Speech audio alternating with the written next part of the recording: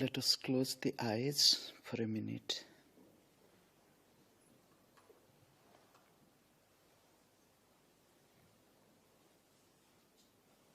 Calmly concentrate within.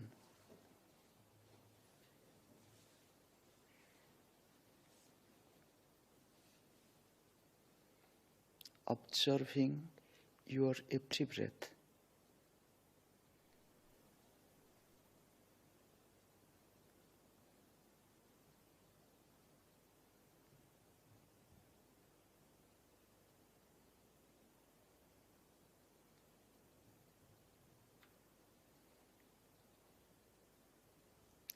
With your breath, remember the Creator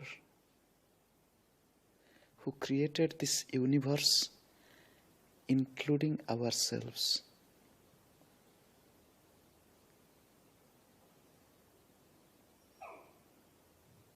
Be thankful and grateful with love.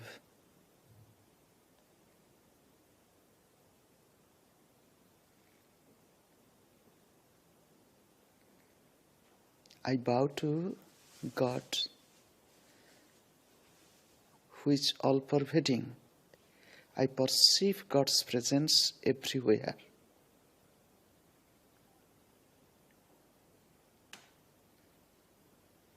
I bow to all the divine incarnations like Krishna, Christ, Moses, Muhammad, Buddha, Rama, Zarathustra, Nanak, and to all.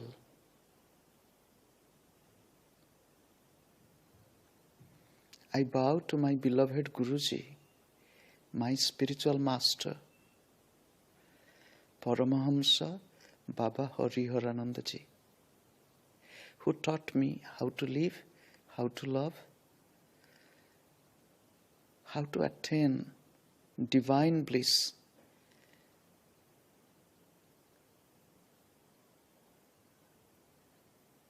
I bow to the lineage of Kriya Yoga masters and the masters of all different spiritual paths. I perceive the presence of God within you all. It is not mere words, it is my personal inner experience. I bow to you all. I give my love, heartfelt love to you all. Om, Amen. Good evening.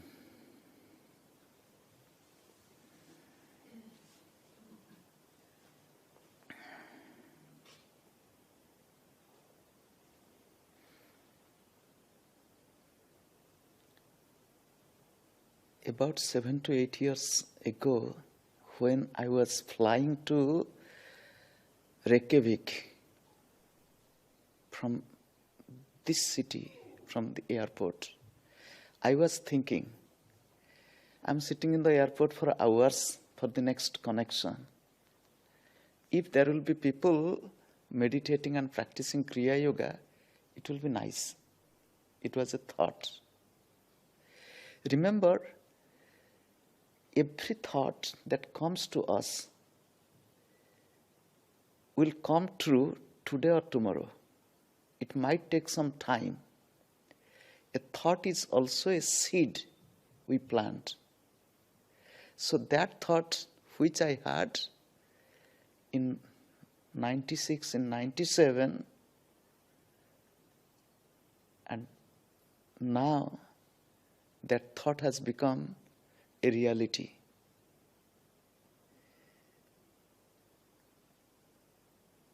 Nothing happens without a deep desire. This creation is a thought of God. You have come here with a thought.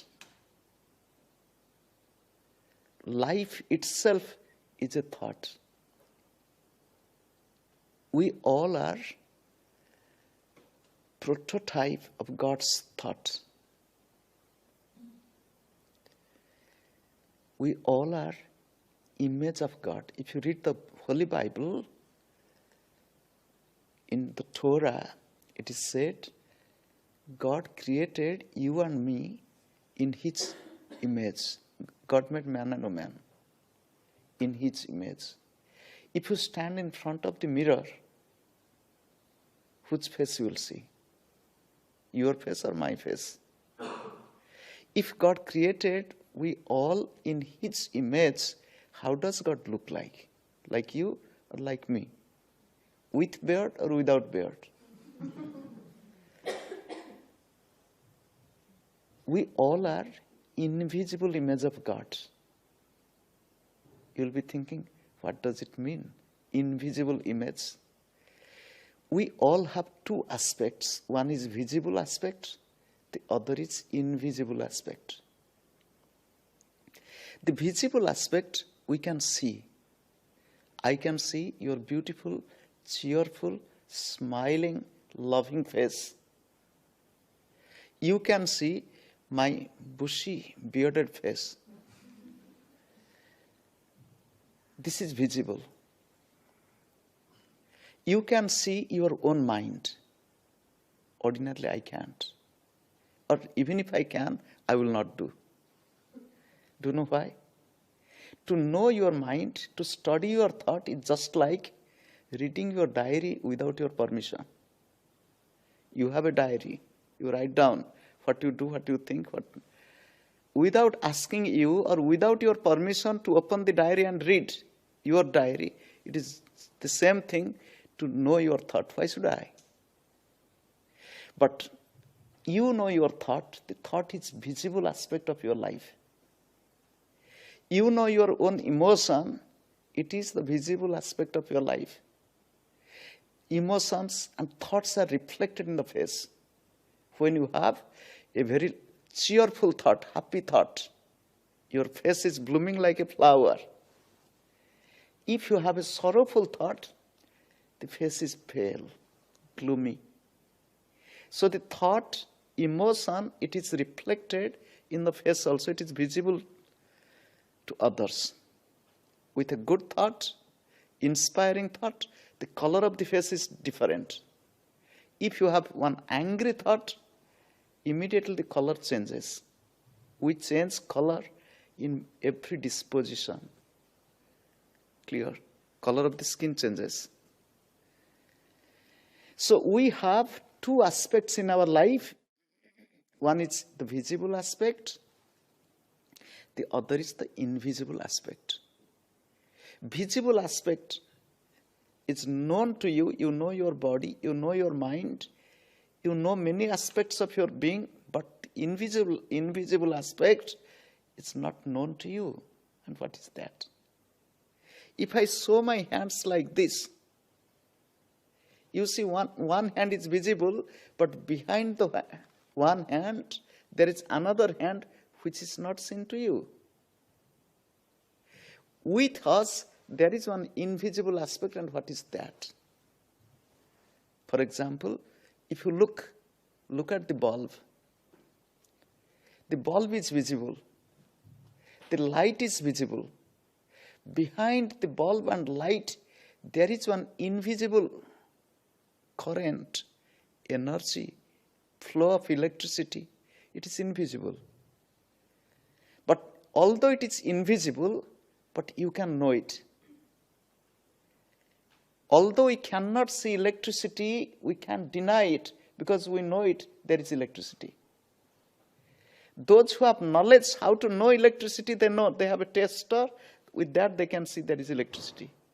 And if you don't know how to test it, you just put your finger there in the plug. I did once. I was born in a village. All my childhood, I finished my high school, no electricity. No electricity. Completely in nature, in darkness. It might be difficult for you to think, to imagine, no electricity. At the age of my 20, electricity came to my village. Once I wanted to test, I was in my teenage, how does one feel? I put my finger and you know what happened. By God's grace, I survived, but I had a strong experience. So, although electricity is invisible, but it has its existence, reality, and those who know, they know. In each one of us, there is one invisible aspect, and that we really are. What is that? In English, we call as the soul, and some they call the self, the invisible aspect in our life. Just like because of electricity, the bulb gives light. Without electricity, there is no light. Similarly, because of this invisible soul, there is light, there is life. Without the soul, we have nothing. Without the soul, the mouth can't speak, eyes can't see, I can't wave my hand. Year 2002 was a special year for me in this life, in this body. The year 2002 began with the physical departure of my own father, who brought me to this world. In the month of January, I lost my father. In the month of December, my Guruji, Baba Hariharananda, he left his body. My spiritual father, who trained me, who taught me, who shaped my life to be like this. And especially during that December 2002, I was observing moment to moment, breath to breath, what happens. Those who know that in high state of spiritual experience, one can go into such a state, it is almost death-like state. But here it is a state of physical death. Slowly the breath is fading away. The same beautiful body, just like a blooming rose, it's no more beautiful. Because of this invisible spirit, this soul or this self, this body is beautiful, the body is active, the body is alive, in whose absence this body is no more beautiful. Within few hours or few days, they will take the body and bury it. So in our life, we have two aspects. One is visible aspect, the other is invisible aspect. People are busy with the visible because it is easy. I can see you, your face, I can talk with you, but those who are little bit elevated, those who are conscious of reality of life, they know who really we are. They go a little deep. They know we have come to this world. We have to go, just like I came to this beautiful city this morning, and this night I am to leave. In morning I came, in night I am to leave. I have packed my bag and kept my bag in the car. Now from one car to shift to the another car, sit and go. This is what life is. We have come, we have to go. Nothing is permanent. The house you claim, my house, my wife, my children, my job, my church, my religion, whatever we tell, mine. One day we have to leave everything and we have to go. We have come to this world, we have to go. We came empty-handed. And some they say we came with birthday suit, completely naked. And we have to go. We can't carry anything with us, but we can carry, or we will carry many things with us. Just like you came here and you will go back with some memory, with some thought, with some ideas, with some likes or dislikes, with some acceptance or rejection. You will go back with a memory. Similarly, we have come to this world. We have to leave this world one day, but we will go with the memory. But what is real memory? Memory is not that I came and I saw you.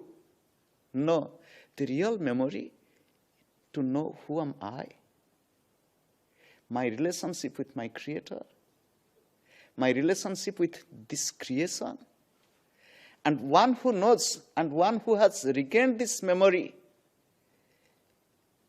lives a life of joy, happiness, peace, love, harmony, because he knows truth.